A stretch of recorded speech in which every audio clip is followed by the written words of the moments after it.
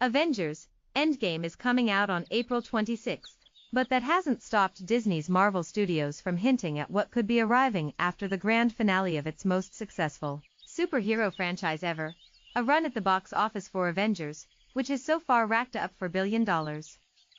Next up, taking a step back in time.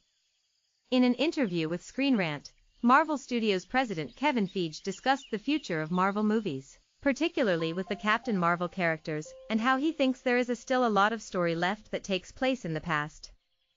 I think one of the things that's fun to us about the timeline of this film, and the potential of future stories with these characters, is there's a great past, Feige said. I think the fun part about seeing this portion of the MCU is that gap. The potential is there, Feige later added in regards to whether or not consumers can expect more solo prequel adventures for Samuel L. Jackson's Nick Fury character. There is some precedent and reason to be concerned about the box office potential for prequels. 2011's Captain America: The First Avenger was set predominantly in the World War II era, showing how soldier Steve Rogers became Captain America. It grossed just over $370 million worldwide, on a $140 million budget. Its two sequels, Captain America: The Winter Soldier and Captain America: Civil War, grossed much higher numbers, including $1.10 billion worldwide for Civil War. This year's Captain Marvel, set in 1995, has grossed over $1 billion worldwide, but it may have an advantage coming shortly before this month's final Avengers installment, with many avid comic book movie fans eager to understand how Brie Larson's character connects to the rest of the Marvel Cinematic Universe. Though that marketing tease tactic isn't new. Both Captain America: The First Avenger and Captain Marvel included post-credit scenes from upcoming Avengers films. Honestly, I believe Marvel will lose just a little bit of steam post-Endgame. It's only natural after the big setup of Endgame, as the big finale. Everything that will come after that will fail in comparison, said Daniel Richtman, a media influencer who specializes in big blockbusters. The box office standard setting in prequels is the other Disney blockbuster franchise, Star Wars.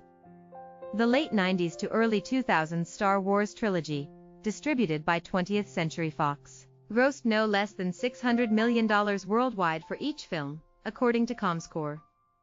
However, the two sequels to 1999's Star Wars Episode I, Phantom Menace, failed to even come close to the film's $920 million plus worldwide total. Star Wars Episode II, Attack of the Clones, grossed around $647 million worldwide, and Star Wars Episode III, Revenge of the Sith, grossed around $847 worldwide, according to ComScore.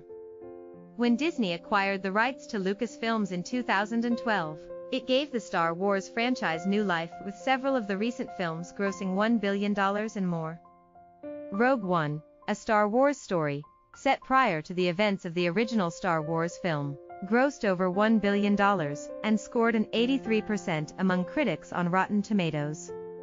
But Disney's most recent Star Wars prequel film, Solo, a Star Wars story, grossed just over $392 million on a $275 million production budget, according to Box Office Mojo, and has led to widespread questions about a fatigue point consumers can reach even with the most popular movie content. Prequels to blockbusters have had varying degrees of success over the years as compared to their sequentially released brethren, said Paul Durgarabdian, a box office analyst for ComScore. You can't just go on forever in one direction. Sometimes switching it up is a good thing and can deliver huge financial and creative dividends. This is long-term high-stakes chess, not checkers for Marvel. The acquisition of 20th Century Fox assets was finalized by Disney in late March, and that brings in even more characters for Marvel Studios, among them Ryan Reynolds' Deadpool and the X-Men franchise. Fortunately for them, Marvel, they got the X-Men, Deadpool, and many more popular characters back from Fox, and with them the potential to build towards more big crossover events in the future, Richtman said. There has been no official word from Marvel or Disney on when consumers can expect the Fox characters to join the Marvel Cinematic Universe. Marvel did not respond for comment. After next month's Avengers: Endgame, 2019 will see only one more Marvel Studios film, Spider-Man: Far From Home, a partnered picture with Sony. After that, consumers know that they can expect sequels to Doctor Strange, Black Panther, and Guardians of the Galaxy Volume 2, for which original director James Gunn was recently rehired by Disney, but none of these projects have official release dates. One film that Feige has talked about that could take Marvel in a completely different time-traveling direction is The Eternals, a film set for release in 2020 which tells the story of two races created by Marvel's deities, the Celestials, millions of years in the past. The human-looking Eternals were created with superpowers to protect the Earth from the other villainous race known as the Deviants. Feige suggested the movie could span over a 10,000-year period. Jack Kirby did an amazing epic with Eternals that spans tens of thousands of years, and that's also something we haven't really done, Feige said in the same interview. Which is why that among many other things post-Endgame, we find appealing. Scarlett Johansson's Black Widow movie is also looking to be set before 2012's Avengers film, according to The Hollywood Reporter. The Harry Potter franchise has also been given a second life with its Fantastic Beast franchise, set 70 years prior to the Daniel Radcliffe Harry Potter adventures. 2016's Fantastic Beasts and Where to Find Them grossed over $814 million worldwide, but its 2018 sequel Fantastic Beasts: Crimes of Grimwald grossed just over $653 million worldwide, according to Box Office Mojo. Doug Stone, president of Box Office Analyst, stressed that Marvel's assembly of characters is a strong advantage for its future and that there is a substantial comic book fandom out there that knows the characters. Marvel's advantage is that there is a long list of characters that inhabit the Marvel universe, and there is a substantial comic book fandom out there that knows the characters, Stone said.